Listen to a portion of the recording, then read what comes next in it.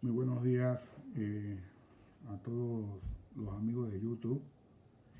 Eh, el día de hoy pretendo hacer una especie de análisis referente a los temas que se están dando en Latinoamérica con estas famosas compras en tiempos de pandemia. Hay mucha insatisfacción en los países latinoamericanos por la forma como se están llevando a cabo las contrataciones de ventiladores, de obras y de otro tipo de adquisiciones que eh, me han obligado a mí y también otros colegas de Perú y Colombia, en la cual hemos estado chateando e intercambiando posiciones referentes a lo que son las vías excepcionales en tiempos de emergencia. Por considerar el tema de interés público, voy a partir de hoy a desarrollar 4 módulos. El primer módulo relacionado con las actuaciones de las partes en materia contractual administrativa, pero todo orientado a lo que es el factor precio de las contrataciones públicas y lo que es el factor y la naturaleza jurídica de los sobreprecios, que creo que es el tema pertinente en donde se deben abordar para ver si las legislaciones latinoamericanas en realidad tienen regulaciones objetivas y amplias que determinen claramente cuál debe ser el precio de referencia oficial en un acto público dependiendo de la clase y objeto del contrato. Eso es importante porque eso va a ser parte de las investigaciones que se quieran elevar en los países para determinar si hubo o no en un momento dado un precio indebido.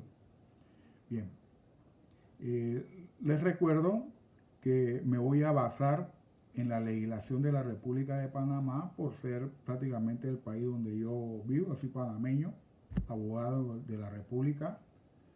Me desarrollo en el derecho administrativo, aparte de otras ramas, pero es una rama que toda la vida me ha apasionado. Entonces me voy a fundar en la legislación nacional y voy a hacer algunas comparaciones con otras legislaciones en esta materia para tratar de ubicar eh, un, una conclusión al final referente a esta materia tan interesante.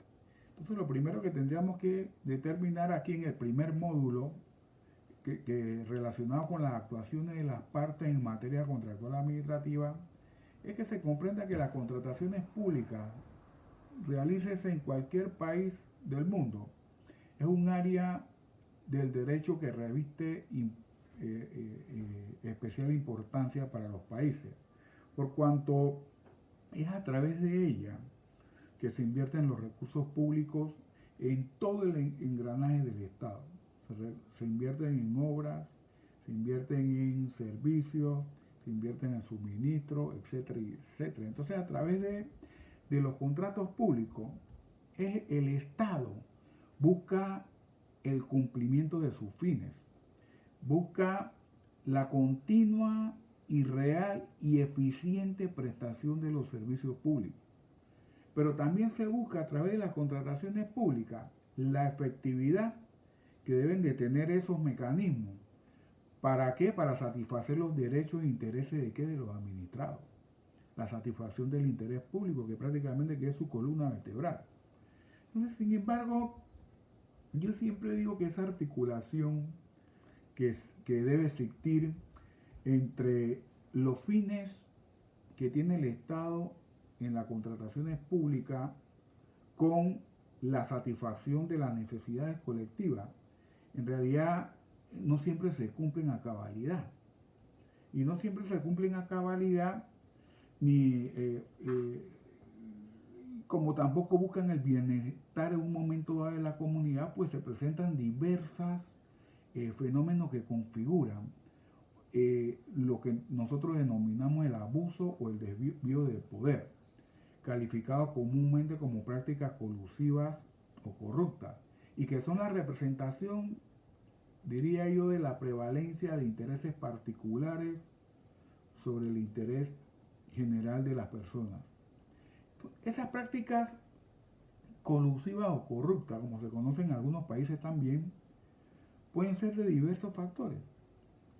Usted ve cómo en un contrato de obra pública la indebida o la fallida planeación inicial de las obras, que muchas veces lleva a las entidades públicas de los países latinoamericanos a reconocer lo que se llaman los famosos reajustes, las adendas de precio y acuerdos suplementarios, reajustes con valores superiores a las licitadas. Eso le está demostrando prácticamente ya a esa contratación que su pliego de cargo no fue, en materia de precio, no fue estimado de una manera conveniente y oportuna. O sea, no se hicieron los análisis correctos en ese precio de esa licitación, porque esos reajustes y esas adendas posteriores terminan siendo la sepultura de los pliegos de cargo. Yo digo la sepultura o el cementerio de los pliegos de cargo mal elaborados. Entonces, el diseño de obras innecesarias y costosas que se contratan por fuera de lo que son los precios de mercado, todo con el propósito de crear un camino que permita adjudicar a determinadas empresas, desviando los recursos públicos. ¿En manos de qué? De empresas que patrocinaron en un momento dado la campaña política de X o Y funcionario, etcétera, etcétera, etcétera. Y yo diría que este tipo de situaciones de diseño de obras indebidas conllevan al final al pago en exceso de partidas presupuestarias que en realidad no debieron suceder si se hubiera estimado el precio de una manera correcta. Y al final la obra cuesta mucho más que inclusive que el segundo proponente que llegó, que dio un precio razonable y proporcional. Entonces vienen las situaciones de insatisfacción de la ciudadanía que deben ser comprensibles en un momento dado. Entonces, por ello, tenemos nosotros que entender que existen una serie de situaciones que desvían en un momento dado las contrataciones públicas hacia otro tipo de objetivos indebidos que atentan contra el interés público. Así las cosas, es importante cuantificar siempre un contrato si los bienes u obras o servicios que usted está contratando son razonables y proporcionales. Es aquí el primer principio que hay que ir verificando para los efectos de saber si en un momento dado una contratación pública es proporcional y razonable en cuanto a precio y cuanto a los otros factores, porque el precio nunca está desligado de los otros criterios de técnicos, administrativos y financieros que pueda tener X contratación. Por ello que hay que tener mucho cuidado con este tipo de análisis, porque los precios proporcionales y razonables de mercado no son ir al supermercado y ver cuánto cuesta X producto, el alcohol, gel alcoholado de esta marca, y compararlo con la que tú estás comprando diciendo que esta marca era más barata. No, es que esto no funciona de esta manera, ¿verdad? El análisis de precios tiene que hacerse dentro de ¿qué? De los parámetros legales y jurídicos que están insertos en la propia legislación y en la reglamentación y en las normas supletorias, el Código de Comercio, el Código Civil. Esto es un ejercicio jurídico que hay que realizar para poder determinar primero una conducta y una actuación indebida a un funcionario público, y segundo, de que en realidad los precios son excesivos y desproporcionales. Y esto no suele ser fácil, señores. Por eso que si no se hacen las cosas debidamente y las investigaciones debidas, entonces van a haber grandes insatisfacciones a la hora que terminen las investigaciones. Entonces, el principio de proporcionalidad es uno de los principios que está íntimamente ligado con el precio justo. El principio del precio cierto es otro de los principios que hay que analizar en los próximos módulos. El principio de la equivalencia económica de las prestaciones versus el precio que usted está ofreciendo es otro de los principios que hay que medir. El tema del enriquecimiento sin causas. Todas estas cosas tienen que estar bien desarrolladas con los parámetros reglamentarios dentro de las legislaciones para poder entonces ubicar a un funcionario público en cómo debe estimar su precio de referencia a través de los informes de conveniencia y oportunidad del momento. Bien, entonces, en consecuencia de todas estas cuestiones se ha clasificado dentro de estas conductas que atentan el patrimonio público los denominados sobreprecios y que se han entendido en la doctrina contractual administrativa de toda Latinoamérica de manera inicial como el cobro que puede realizar un contratista de un valor muy por encima de los precios del mercado y también por la venta de engañosa o la adquisición engañosa en el valor de qué, de una obra pública. Estas cosas excesivas, estos precios excesivos se han considerado ya en la doctrina contractual administrativa como los llamados sobreprecios. Entonces, ¿y qué es lo que están demandando los países latinoamericanos hoy día? Que se investigue en diferentes adquisiciones y en diferentes temas de compra de adquisiciones de hospitales modulares, los ventiladores, los gel alcoholado, la computadora, etcétera, etcétera, etcétera. Entonces hay que tener mucho cuidado con estas investigaciones que se vayan a hacer porque los parámetros tienen que estar bien identificados en las normas, porque no es lo mismo hacer una investigación, diría yo, de una licitación pública en plena competencia, que tiene reglas diferentes, que una investigación que se vaya a hacer en una regla excepcional.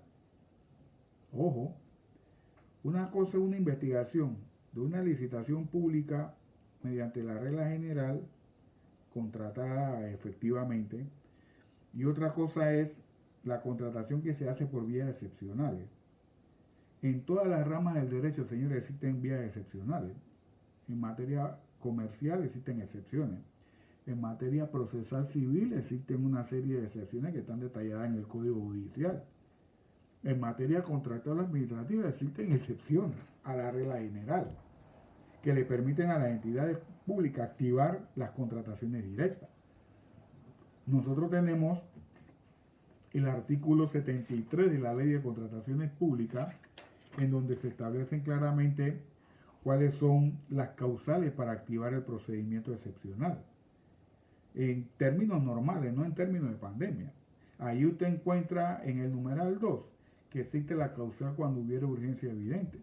Entonces, ¿qué es urgencia y qué es evidente? Ese artículo 73 numeral 2 le dice claramente que cuando hubiera urgencia evidente, que de acuerdo con el numeral 55 del numeral 2 de ese texto jurídico, que desarrolla lo que es urgencia evidente, cuando no permite el tiempo de hacer un acto público, porque esos presupuestos de urgencia se cumplieron, usted puede activar la vía excepcional. ¿Para qué? Para no causarle un grave perjuicio al interés público, la satisfacción del interés público. Entonces, cuando nos vamos a ese artículo 2, numeral 55, y vemos cómo se desarrolla la urgencia evidente, nos damos cuenta que cuando existan situaciones imprevistas, llegó, señores, la situación imprevista que nadie había podido prever en ese momento y le va a causar un grave perjuicio a la administración pública, a su operatividad, a su administración. Cuando esa urgencia sea impostergable, o sea, yo no puedo esperar 9, 10 meses, un año para poder atenderla. Tiene que ser concreta, tiene que ser inmediata, tiene que ser probada, tiene que ser objetiva. Cuando esos presupuestos se dan, yo puedo activar mi contratación directa, fundamentado claramente en estos presupuestos jurídicos.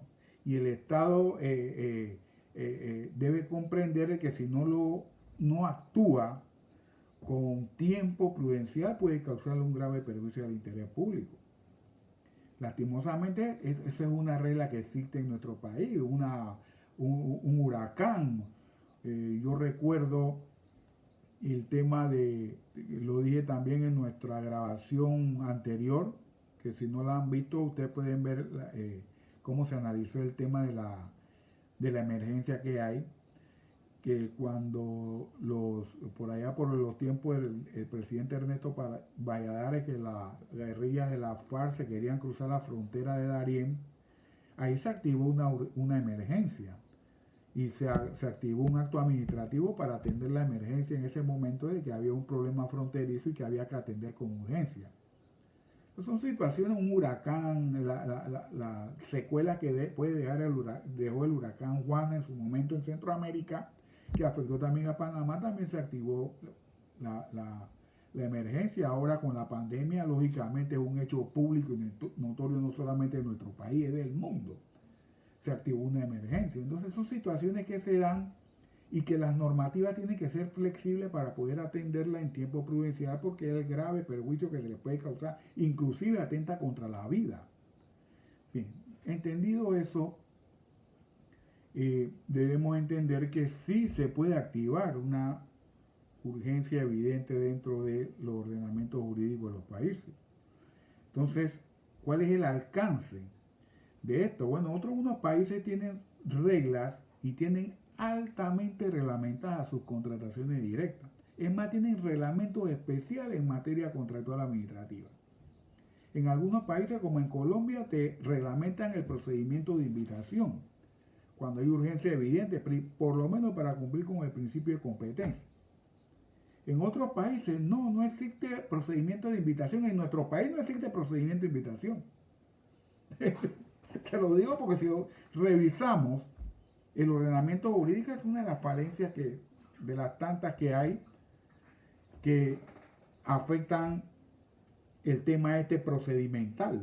No existe 3 cotizaciones ni 2 cotizaciones. Es más, si revisamos nuestro ordenamiento jurídico, debe entender que hasta con un proponente usted se puede ir, siempre y cuando cumpla los presupuestos jurídicos y siempre y cuando lógicamente tenga observancia sobre el precio, la parte técnica y la parte económica. Hay que tener mucho cuidado porque cuando se den las investigaciones, ahí empiezan los problemitas de las investigaciones, que se den tanto los organismos de control como es la Contraloría General de la República, que es el vinculante en esta materia, porque es el responsable fiscalizador de la erogación de los fondos públicos del Estado, es la Contraloría. Por ahí hay una modificación que se hizo a la Ley de Contrataciones Públicas, donde la Dirección de Contrataciones Públicas quiere abrogarse competencia para determinar si ese precio es razonable o es proporcional o no. Es una facultad de la Dirección de Contrataciones Públicas. Es una facultad del ente, el organismo de control del país, que es la Contraloría General de la República. Eso tenemos que estar bien claro. Ahí se puede estar usurpando competencia que es de otro órgano de control. No estoy diciendo si es bueno o malo, estoy hablando de competencia. Y las competencias, señores, se respetan, y más cuando son exclusivas. En los países ese es el principio de legalidad, porque si no fuera así, entonces aquí cualquiera puede estar usurpando competencia en fases precontractuales. La fase precontractual, la ley se la deja a ¿quién? A la Dirección de Contrataciones Públicas. Todo lo que suceda ahí, en la fase precontractual, es responsabilidad de la Dirección de Contrataciones Públicas. O sea, no va a venir un Ministerio Público un día a caerle a una empresa, a una entidad pública que convoca un acto público a un precio de referencia porque quiere investigar si ese precio es bueno o es malo. No, señores, no, tampoco la cosa es vender miedo ni estar creando este tipo de distorsiones, porque aquí los funcionarios públicos van a quedar con el temor de que ni siquiera van a querer hacer acto público por el temor, porque cualquier cosa entonces una inversión. No, señores, tampoco las cosas son así. Vamos a ser serios en esto y vamos a respetar las competencias que existen en fase precontractual, que es de la Dirección de Contrataciones Públicas y la Contraloría, lo que le compete a ellos a la hora del perfeccionamiento del contrato, verificar si esos precios son razonables o no. El mensaje es simplemente para no crear una serie de conflictos entre Contraloría, Contrataciones Públicas y Ministerio Público en fase precontractual, en donde todo el mundo está investigando. O sea, señor, aquí lo que se va a causar un caos y lo que va a afectar es al interés público, porque las entidades públicas no van a ejecutar. Hagamos las cosas como Dios manda, como las leyes mandan, con transparencia, con economía y con responsabilidad. Nadie está discutiendo eso. Pero respetemos las competencias que hay de los entes vinculantes en esta materia para tratar de llevar a cabo el sistema, porque ahora más que nunca, señores, se le va a tener que exigir a los gobiernos una mayor ejecución por la situación que se está dando y la secuela que desde el punto de vista económico y de inversión que esto va a dejar, que van a ser graves y grandes. Pero siempre cubriendo, señores, en nuestras actuaciones los principios rectores en la materia, la transparencia, la economía y la responsabilidad. Por eso que estos módulos quiero hacerlo para orientar a los funcionarios públicos a que hagan las cosas bien, que se eviten este tipo de problemas el día de mañana, porque nadie quiere, la ciudadanía está fiscalizando las actuaciones de los funcionarios públicos, no de ahora, sino de los gobiernos anteriores. Entonces tenemos que ir cumpliendo nosotros primero con tener ordenamientos jurídicos claros, objetivos, sobre una materia específica, más sobre los precios y referencias. Estamos huérfanos, para que lo sepan. Y lo vamos a ver en los siguientes módulos. Huérfanos de reglas claras en materia de precios. Bien, entonces, este tipo de contrataciones por urgencia evidente por la regla general son viables. Mira usted el Ministerio, la Dirección General de Ingresos. Vi una publicación en un medio de comunicación del tema de la afectación de las recaudaciones. El que no entiende que el mundo cambió y que hay que dar el paso ahora hacia las tecnologías avanzadas, tecnologías en las nubes, las digitalizaciones, porque eso es lo que va a imperar de ahora en adelante. El Estado tiene que modernizarse desde el punto de vista tecnológico para poder hacerle frente a todas estas situaciones de tipo económica que van a haber. Mire la baja de las recaudaciones fiscales. ¿Qué decir de los municipios que para mí van a ser una de las entidades latinoamericanas más afectadas después de la pandemia con sus recaudaciones? ¿Cómo van a hacer esa gente para mantener un nivel de recaudaciones efectivas con ese tipo de controles internos que tienen manuales? Señores, tienen que buscar tecnologías avanzadas para poder mantener niveles de recaudaciones suficientes para que ese dinero les sirva para ejecutar las ayudas sociales a la comunidad de las obras. Porque el gobierno central no va a poder 100% hacerle frente a las grandes necesidades que van a tener las diferentes municipalidades del país. Entonces, esperar después de 12 meses para poder tú tomar acciones para modernizar tus sistemas o para buscar las adquisiciones para hacerle frente a la pandemia, para poder salvar vidas, no es de aquí a 12 meses, es ya, señores. Porque la situación no solamente es para la pelea que hay esta guerra con esta pandemia, sino también las grandes disfuncionalidades que se van a dar. En materia, ¿qué? Presupuestaria, para hacerle frente a los graves problemas que va a dejar esto y a las graves secuelas. Eso hay que entenderlo, porque estamos en una situación bien delicada. Pero bueno, las vías excepcionales es una garantía que deben existir en todos los ordenamientos cuando esos presupuestos se den.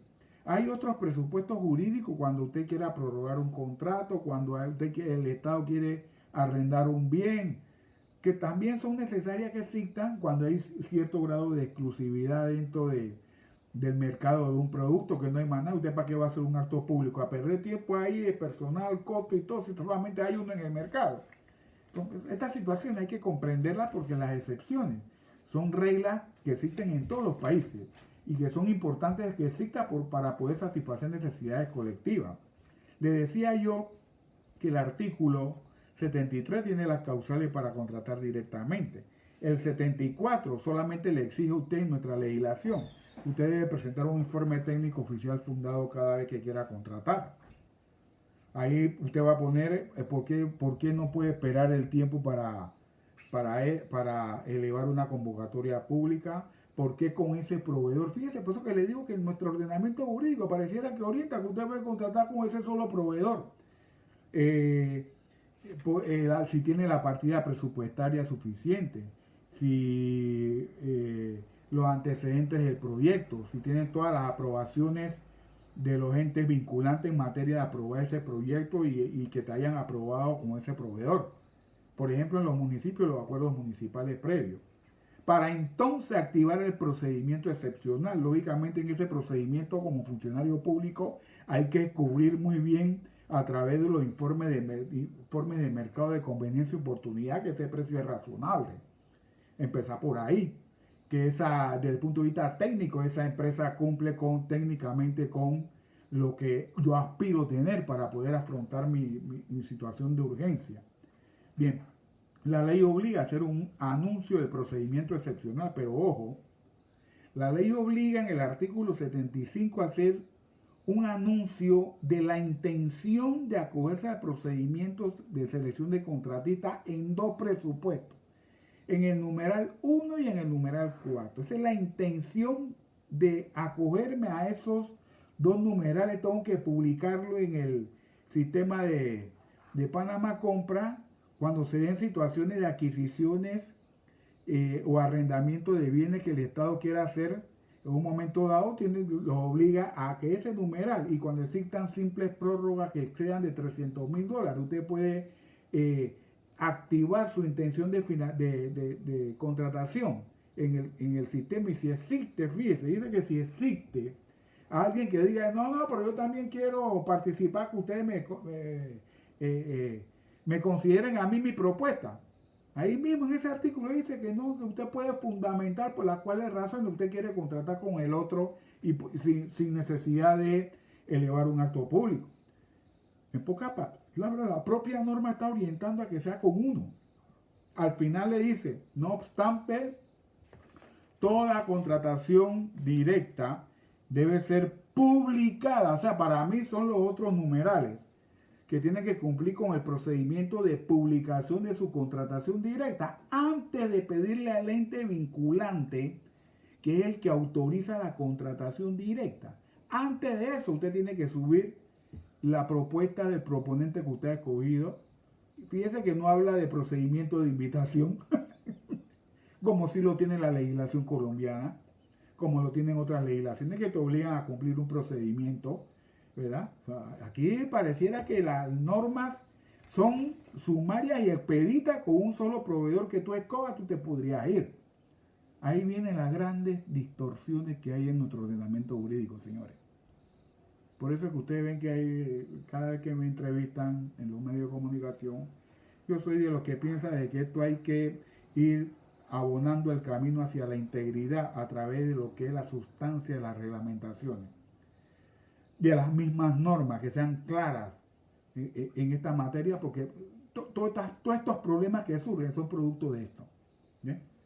Entonces ahí da a entender que solamente tiene que publicar la propuesta, los términos de referencia que usted utilizó, la partida presupuestaria, el informe técnico oficial fundado y otra cosa que no me acuerdo por ahí. Pero es lo único que te exige es que tú lo publiques antes de pedirle al ente vinculante, porque en nuestro país existen entes vinculantes que aprueban la contratación directa. No se confunda esto con las autorizaciones que pueda dar un ente colegiado que tenga una junta directiva. Ejemplo, la junta directiva en todo caso aprueba el proyecto, ya sea una concesión administrativa, por ejemplo, los consejos municipales que aprueban mediante acuerdo que el alcalde puede activar un procedimiento de licitación por una concesión administrativa. Eso se aprueba a través de un consejo. Si usted quiere contratar directamente con un X o Y, usted va al consejo y le dice, bueno, mire este contrato, la parte técnica, el consejo viene, bueno, yo te apruebo que tú contrates con ese, que inicies el procedimiento excepcional, porque eso es el inicio, eso es el acto administrativo nada más de aprobación del ente colegiado.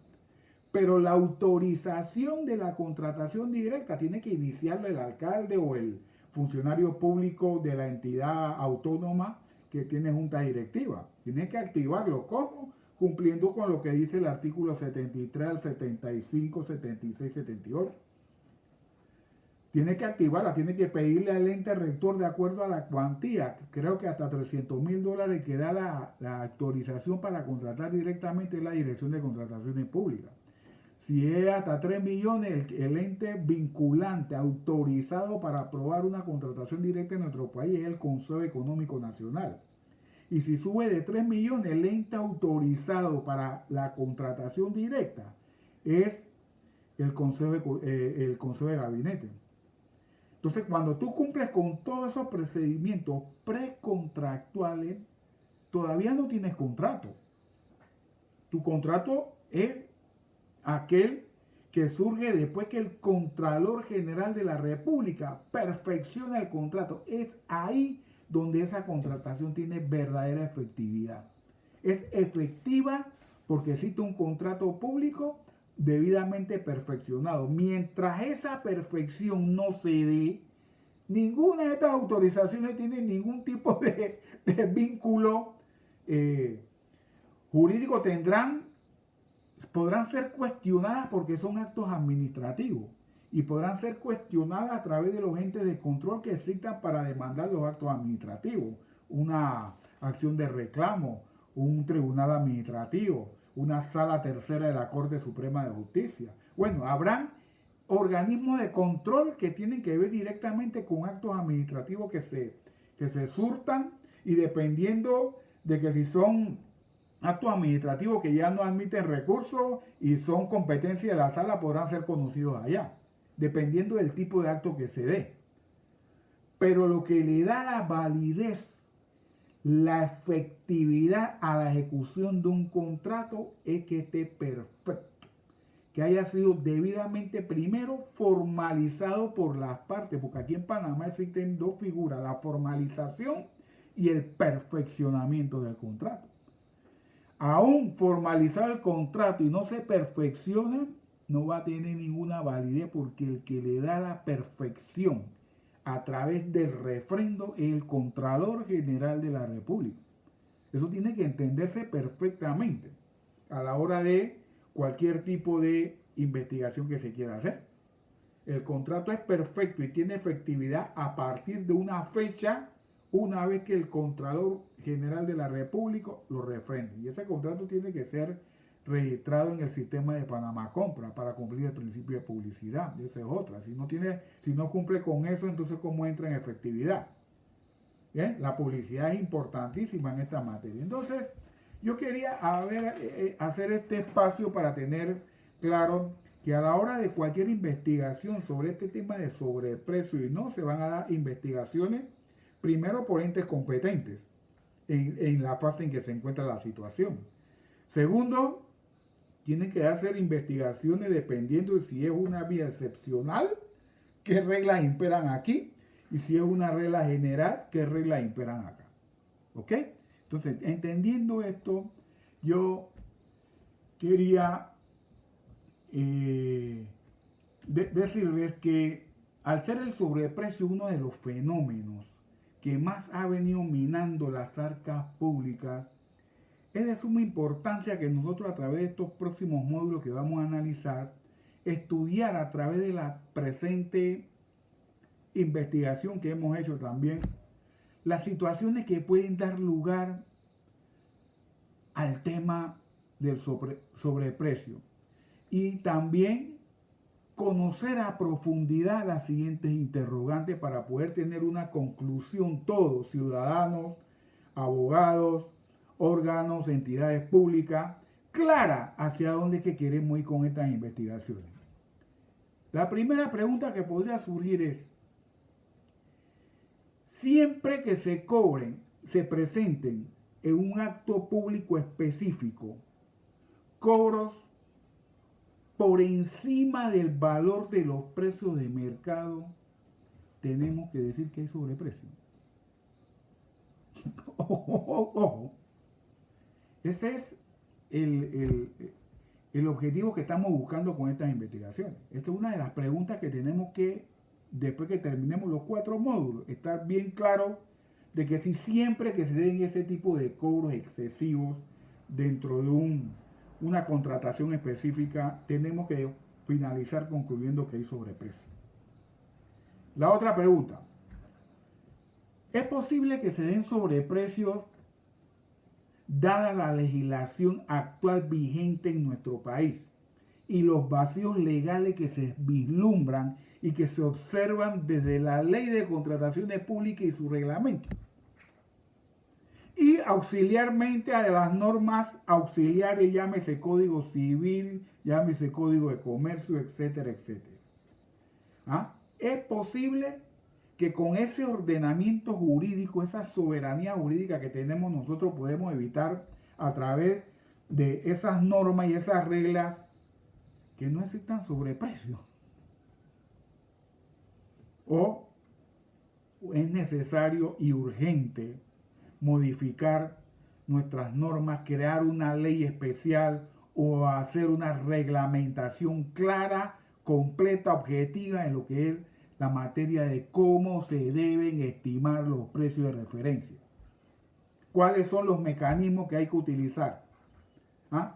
Existen plataformas tecnológicas de vigilancia de las contrataciones públicas que determinen a un momento dado a los funcionarios públicos qué precio yo puedo comprar un bloque en este país. ¿Dónde están los parámetros de los sistemas que le provean a la información al sector público para determinar cuánto cuesta una obra? Bueno, estas cosas tenemos que concluirlas dentro de estos análisis que vamos a hacer.